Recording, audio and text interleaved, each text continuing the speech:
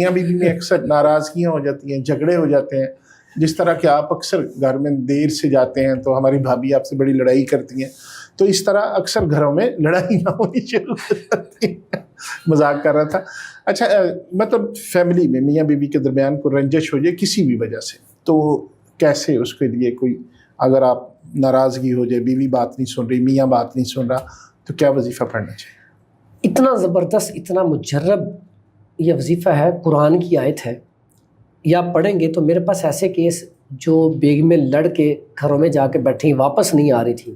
اچھا، تو یہ وظیفہ بتایا ہے. نہیں کوئی ایسا واقعہ ہوا؟ ایسا واقعہ ہوا، چند دن پہلے بھی ایک آیا میرے پاس. تو وہ نا اس کی بیگم کو 3-4 ماہ سے نا ناراض ہو کے وہاں پہ بیٹھی تھی اور فون پہ بات بھی نہیں کرنا پسند کر رہی تھی. اچھا، آ بھی نہیں رہی تھی. اچھا فون کر رہے تھے، کال اٹینڈ نہیں کر رہی؟ کال کرتی تھی تو فوراً بند کر دیتی تھی غصے سے.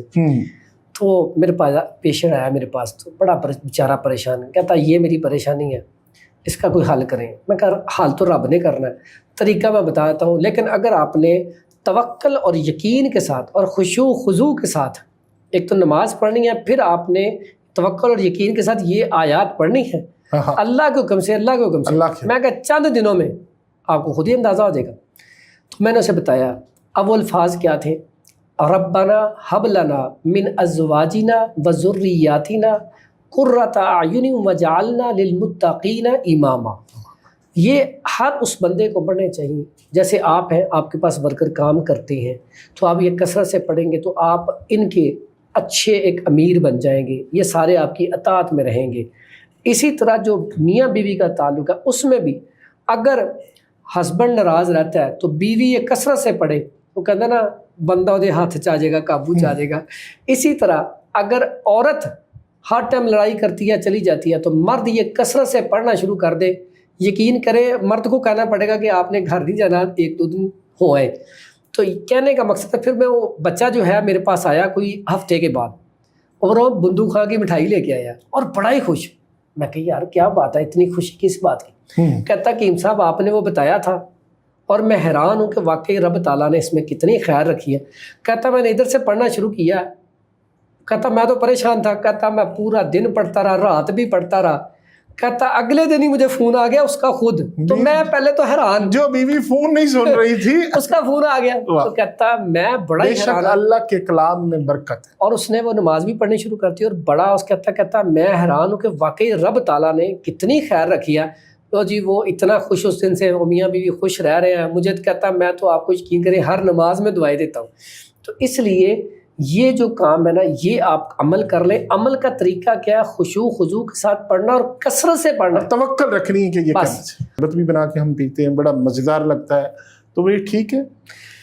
فالسا جو ہے بہترین پھل ہے. اگر بھوک نہیں لگتی آپ فالسے کا استعمال شروع کر دیں، آپ کو بھوک لگنا شروع ہو جائے گی. اچھا، اس میں ہلکی سی کھٹاس ہوتی ہے، بڑا ٹیسٹی ہوتا ہے.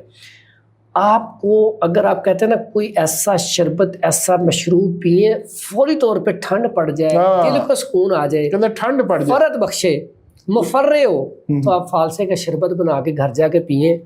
یقین کریں جب بندہ فالسے کا شربت پیتا ہے نا فوری طور پہ، اچھا ایک اس کو ایک تو فائدہ ہوتا ہے نا کہ اس کے دل کی دھڑکن سکون میں آتی ہے، گھبراہٹ، بے چینی، اس کو فائدہ دیتا ہے. ساتھ ہی ساتھ بھوک لگاتا ہے، جو سب سے بڑا مسئلہ ہے کہ گرمیوں میں بھوک نہیں لگتی. تو فالسے کا شربت اوورال پوری باڈی کے لیے کمال کا رزلٹ ہے. خون کی پیداوار ہو. فالسے کے شربت میں لوگ جب اس کو شربت بناتے تو چینی ڈالتے ہیں. اچھا یہاں پہ تھوڑا سا میں کہتا ہوں کہ چینی جتنی میکسیمم کم کریں، کیونکہ اس سے لیور فیٹی ہوتا ہے.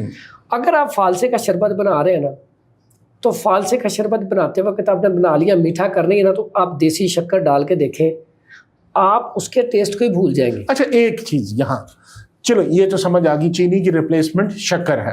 مجھے یہ بتائیں، یہ لاجک سمجھائیں کہ شوگر والا یا جو چینی جس کو منع ہے، یا جو موٹاپے والا یا فیٹی لیور والا چینی تو کھا نہیں سکتا، لیکن آپ کہہ رہے ہیں کہ شکر کھا سکتا ہے، تو شکر کھا لینی چاہیے، اس کے ڈر خوف نہیں ہے کوئی؟ اچھا نہیں، بالکل بھی ایسا نہیں ہے. شوگر والے پیشنٹ کو شکر بھی نہیں کھانی چاہیے. ٹھیک ہے. وہ شہد استعمال کر سکتا ہے، وہ بھی بیری کا شہد ہو. ٹھیک ہے. اب شکر ہم یہ کہتے ہیں کہ جو اگر دیسی شکر ہے پیور گنے سے بنی ہے اب چینی بھی گنے سے بنتی، لیکن اس کا جو پروسیس ہے نا اس میں وہ کیا کیمیکل استعمال کیتے ہیں، وہ اس وجہ سے نقصان دہ۔ اگر آپ شکر عام بندہ شکر استعمال کرے گا تو اس کے سائیڈ افیکٹ بہت کم ہے۔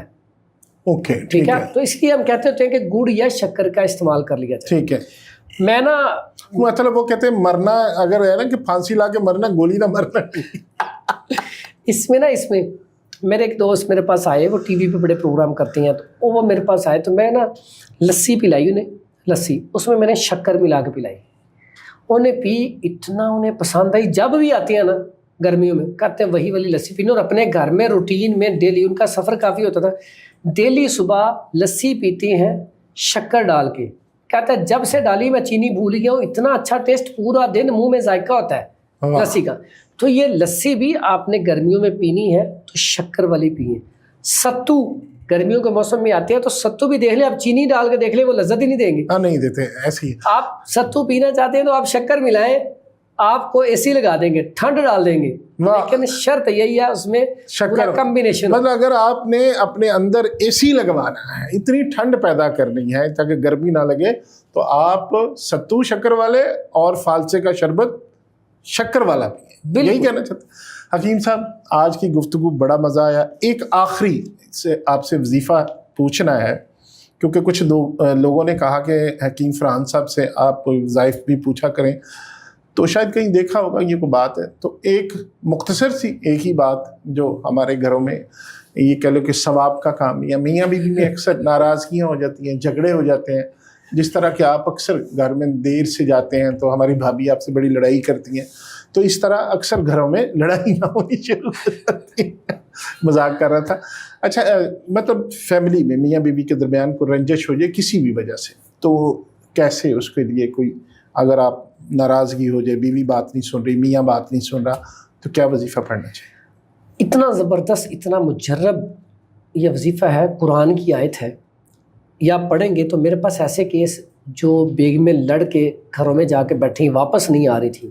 اچھا، تو یہ وظیفہ بتایا ہے۔ نہیں کوئی ایسا واقعہ ہوا؟ ایسا واقعہ ہوا، چند دن پہلے بھی ایک آیا میرے پاس، تو وہ نا اس کی بیگم کو 3-4 ماہ سے نا ناراض ہو کے وہاں پہ بیٹھی تھی، اور فون پہ بات بھی نہیں کرنا پسند کر رہی تھی، اچھا، آ بھی نہیں رہی تھی۔ اچھا، فون کر رہے تھے، کال اٹینڈ نہیں کر رہی؟ کال کرتی تھی تو فوراً بند کر دیتی تھی غصے سے۔ تو میرے پاس پیشنٹ آیا میرے پاس، تو بڑا بیچارہ پریشان، کہتا یہ میری پریشانی ہے، اس کا کوئی حل کریں۔ میں کہا حل تو رب نے کرنا ہے، طریقہ میں بتاتا ہوں، لیکن اگر آپ نے توکل اور یقین کے ساتھ اور خشوع خضوع کے ساتھ ایک تو نماز پڑھنی ہے، پھر آپ نے توکل اور یقین کے ساتھ یہ آیات پڑھنی ہے اللہ کے حکم سے، اللہ کے حکم سے، میں کہا چند دنوں میں آپ کو خود ہی اندازہ ہو جائے گا۔ تو میں نے اسے بتایا، اب وہ الفاظ کیا تھے، ربنا حب لنا من ازواجنا وذریاتنا قرۃ اعین وجعلنا للمتقین اماما۔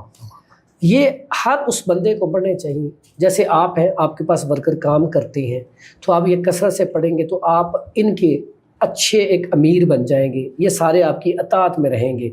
اسی طرح جو میاں بیوی کا تعلق ہے، اس میں بھی اگر ہسبینڈ ناراض رہتا ہے تو بیوی یہ کثرت سے پڑھے، وہ کہتا نا بندہ دے ہاتھ چاہ جائے گا، قابو چاہ جائے گا۔ اسی طرح اگر عورت ہر ٹائم لڑائی کرتی ہے، چلی جاتی ہے، تو مرد یہ کثرت سے پڑھنا شروع کر دے۔ یقین کرے، مرد کو کہنا پڑے گا کہ آپ نے گھر نہیں جانا 1-2 دن ہو آئے۔ تو کہنے کا مقصد ہے، پھر میں وہ بچہ جو ہے میرے پاس آیا کوئی ہفتے کے بعد، اور وہ بندوق خواہ کی مٹھائی لے کے آیا اور بڑا ہی خوش۔ میں کہ یار کیا بات ہے، اتنی خوشی کس بات کی؟ کہتا کہ صاحب آپ نے وہ بتایا تھا اور میں حیران ہوں کہ واقعی رب تعالیٰ نے اس میں کتنی خیر رکھی ہے۔ کہتا میں نے ادھر سے پڑھنا شروع کیا، کہتا میں تو پریشان تھا، کہتا میں پورا دن پڑھتا رہا، رات بھی پڑھتا رہا۔ کہتا اگلے دن ہی مجھے فون آ گیا اس کا خود، تو میں پہلے تو حیران، جو بیوی فون نہیں سن رہی تھی اس کا فون آ گیا، تو کہتا میں بڑا ہی حیران، اللہ کے کلام میں برکت ہے۔ اور اس نے وہ نماز بھی پڑھنی شروع کرتی، اور بڑا اس کہتا میں حیران ہوں کہ واقعی رب تعالیٰ نے کتنی خیر رکھی ہے۔ تو جی وہ اتنا خوش اس دن سے، وہ میاں بیوی خوش رہ رہے ہیں۔ مجھے کہتا میں تو آپ کو یقین کریں ہر نماز میں دعائیں دیتا ہوں۔ تو اس لیے یہ جو کام ہے نا، یہ آپ عمل کر لیں۔ عمل کا طریقہ کیا ہے؟ خشوع خضوع کے ساتھ پڑھنا اور کثرت سے پڑھنا، توکل رکھنی ہے کہ یہ بس، اور یہ آپ کثرت سے پڑھیں گے تو انشاءاللہ آپ کے درمیان لڑائیاں بھی نہیں ہوگی۔ بہت بہت شکریہ حکیم صاحب۔ دوستو یقیناً آپ کو آج کی ہماری گفتگو پسند آئی ہوگی۔ انشاءاللہ پھر کسی دن دوبارہ حکیم صاحب سے ملاقات ہوگی اور ان سے نئی نئی باتیں سیکھنے کی کوشش کریں گے۔ اپنا بہت خیال رکھیے گا. خدا حافظ.